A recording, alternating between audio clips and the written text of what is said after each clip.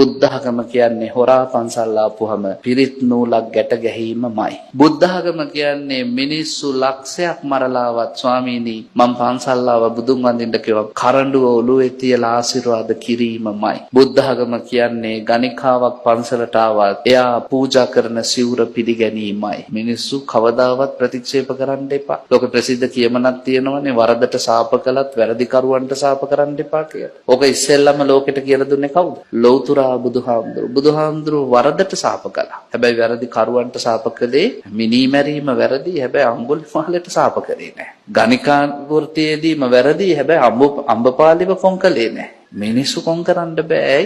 මනුස්සත්වයේ කියන්නේ හරියම අමාරුවෙන් ගත්ත දෙයක්. අපි ළඟ තියෙන්න ඕනේ සමාව කියලා එකක්. අපි ළඟ තියෙන්න ඕනේ ශාන්තිය ඉවසීම කියලා එකක්. අපි ළඟ තියෙන්න ඕනේ වටිනම දේ තමයි ගැඹුරින් ජීවිත දිහා බලන දැක්ම.